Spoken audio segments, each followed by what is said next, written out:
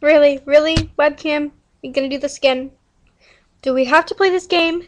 Every time. Every time. Really? I don't think that's necessary. Okay. Okay. I also don't think it was necessary to show my face. There is PETA. Yeah. Okay. So,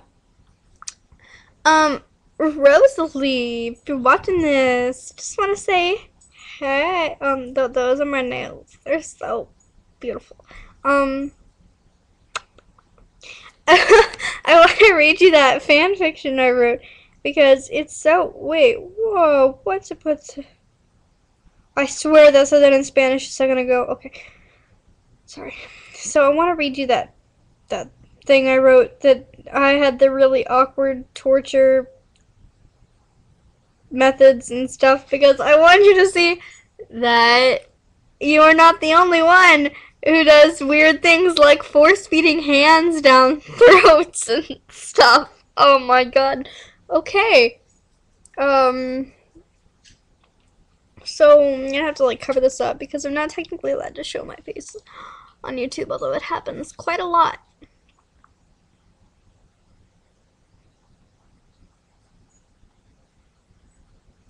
Anyway, so I guess I'll just cover it up now. And okay. This is a very long fanfiction. Let's begin. Where'd it go? Hawthorne's voice echoes through the bathroom. I sit on the closed toilet seat, cradling my bleeding nose. Ugh, blood. I can see red through the crack in the door. He shrugs at Hawthorne. Eric crawls around and begins pounding on and rattling stall doors. I close my eyes and hope he can't see me. Tough luck, Carl. Well, would you look at that? I found somebody, he says, smirking. I accidentally let out a whimper, and the guys crack up. I bite my lip, not moving from my spot on the toilet seat. Look, we're either going to stand out here till school ends, or you're going to come out right now. You'll suffer either way, but if you come out right now, we might hurt you slightly less. Eric growls. I sigh and unlock the door with my foot. I stand up, still cupping a hand over my nose. Hawthorne rips it away and smirks. Well, looks like we've got some blood out of him.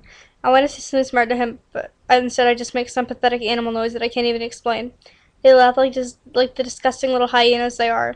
Red cracks his knuckles and grunts when I brace myself for the impact. He slams me into the wall and it feels as if my skull is cracked. I try to glare at them, but my bottom lip quivers and they bust up. Aw, Carl's gonna cry, Eric croons. Hawthorne smiles and punches me, his evil fist fitting perfectly into my eye socket, or so it seems.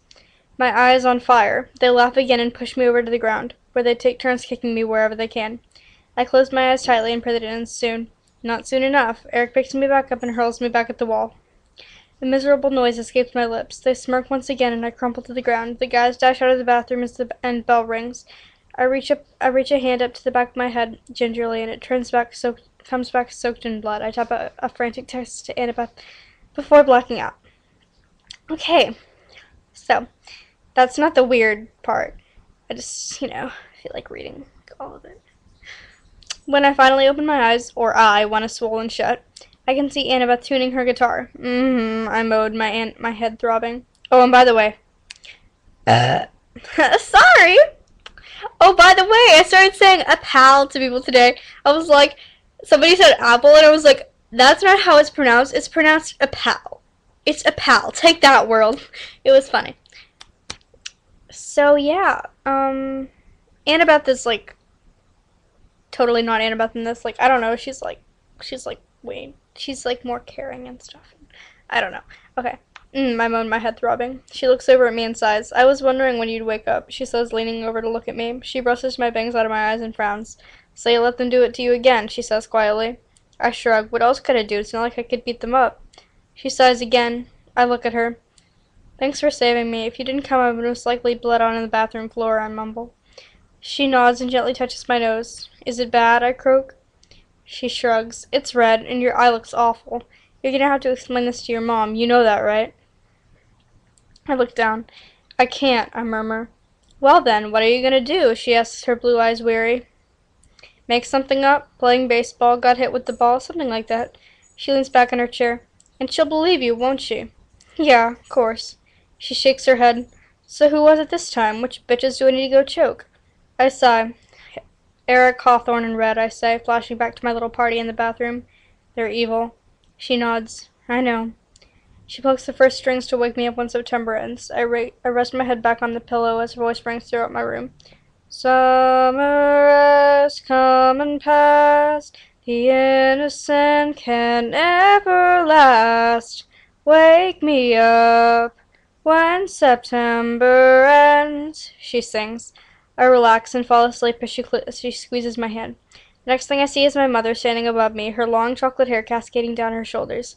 Carl? She asks softly. I blink, both eyes this time, and she sits on my bed. What happened? She asks gently, tucking a strand of my hair behind my ear. I sigh. I was playing baseball with the guys, and Hawthorne accidentally beamed me with the ball. I lie. But this is Mom. She buys it every time. She nods. Oh my. Well, when Annabeth brought you home last night, you were asleep and your hair was soaking wet. I realized Annabeth must have washed my hair. Yeah, we had a bit of a water balloon fight, and Annabeth gave me some Advil with my face, and it knocked me out, I say, rubbing my neck. She nods again. Well, that makes sense. She pats my head. It's 6:30. You need to start getting ready.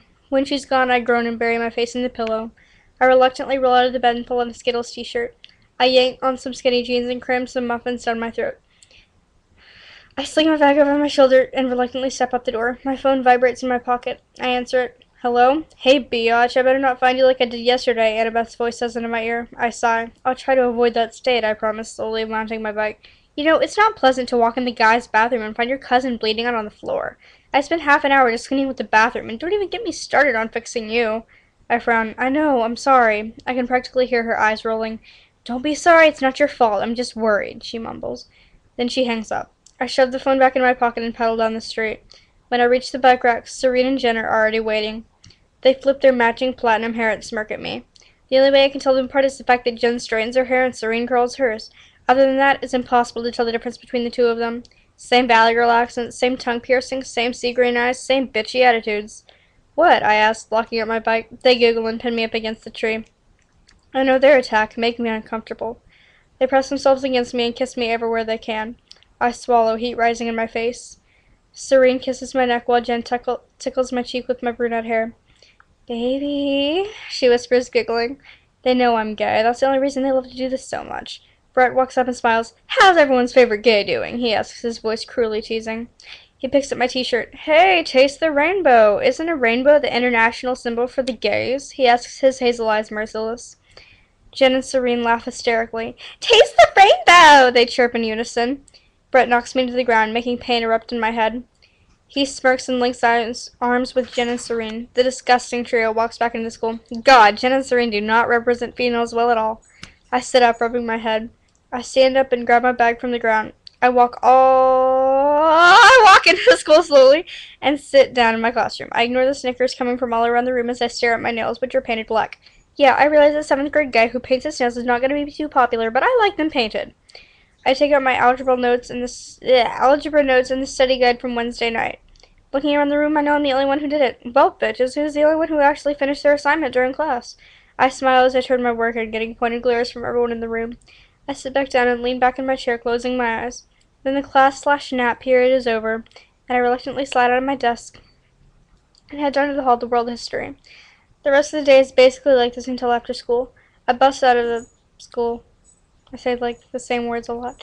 A smirk dancing on my face. I didn't get tortured much today. I hop on my bike and I have almost started pedaling when two shadows appear in front of me. I look up and wince. Randy and Melbourne. They smile at me and Melbourne lifts me off the bike. I look around. There were still people here. Were they really going to do this right here?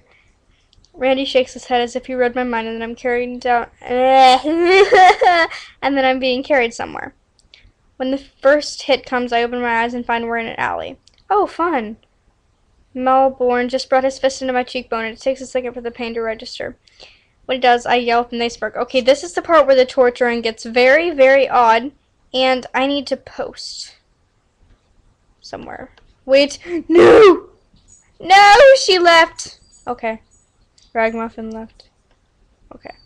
See if this is still recording. Good! Okay. Whee, there's my thumb. And there it is again. And there's me. And there's me again. And I look, oh, it looks so bad. Oh my god. Okay, I'm gonna stop. You know, like torturing you and making you look at me. Okay. Okay. La la. Okay. Okay, this is the weird part.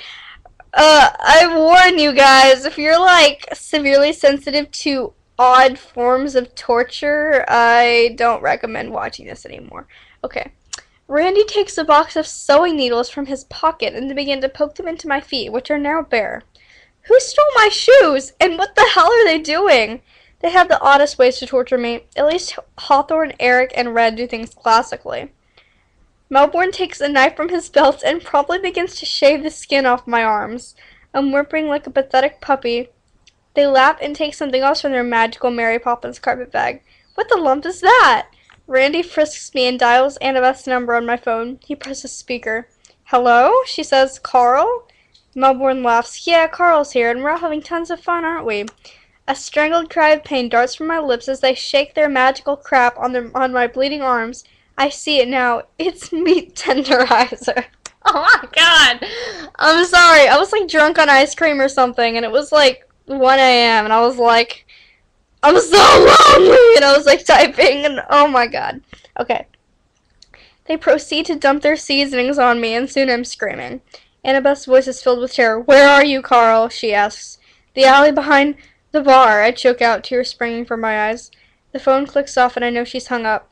Suddenly, the door next to my head is kicked open, and combat boots slunk onto the pavement.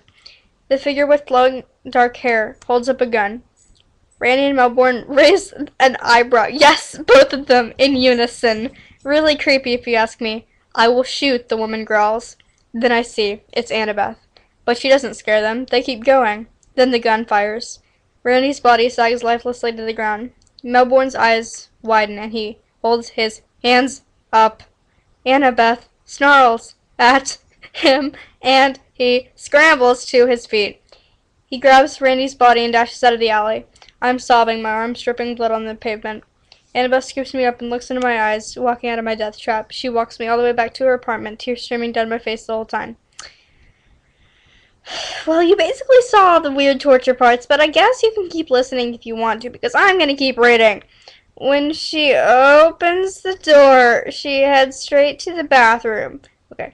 She strips me of everything I'm wearing and places me gently in the bathtub. She turns on warm water and it runs over my legs. She takes a cup from, she takes a cup from the counter and fills it up. She slowly pours the water over my arms. My lower lip trembles and she gently runs her fingers through my hair. I eventually let her lower my arms completely into the water, and as the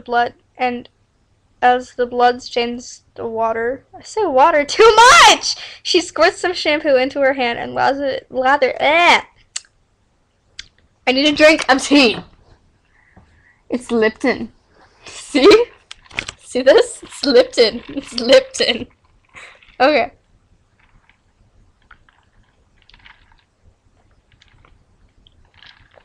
You know what's really awkward? When people watch you eat. It's just like, don't watch me. It's weird. Okay. Let's see. She lathers it into my hair. In about 15 minutes, I find myself in men's pajama pants and a black t-shirt. Sorry, Annabeth says quietly. They're buns. She takes a roll of ace bandage and wraps it around both of my arms. She looks at my feet and frowns. What the hell happened to your feet? When did you start acupuncture? I sigh. It was Randy in Melbourne. She rolls her eyes. God, those bitches need a life. I say bitch a lot, don't I? It's a fun word. She touches my cheekbone. New friend, she mutters, and I know I've got a bruise. Something, okay. Thanks again, I say quietly. Okay. She sighs and pulls me into a gentle hug. One day you've got to do something about them, she says after a few minutes of silence. She rubs my back and I sigh. I just don't know what, I whisper, my arms around her. I feel her head nodding. I know, but you've got to do something. What are you going to tell your mom this time? Oh God, I hadn't even thought about that. I whisper. She gently releases the hug to half smile at me. Just tell her Annabeth gave them to you, she says, pointing to the ace bandages, and you like them, like little arm warmers. I laugh. She will totally buy that. She'll just raise her eyebrows and say something like, well, whatever makes you happy. Sorry. Annabeth laughs, and I'm taken back to before her spontaneous disappearance from my life. It's my 12th birthday. My mom has told me something that surprises me, and I'm just sitting there with my mouth hanging open, and Annabeth is giggling uncontrollably. And in my living room, she made a really weird face, and my mom just brought out the camera. I made an awkward face and brought my thumb up, but I love that picture more than basically anything. She must have realized I was having a little flashback because she catches my hand. I still can't believe I forgot, she mumbles. I shake my head. It's okay, really. She smiles at me, then picks me up and carries me to the guest bedroom, where she places me under the blankets and kisses my forehead. Then she goes, and my eyes close. It rhymes! I'm a poet!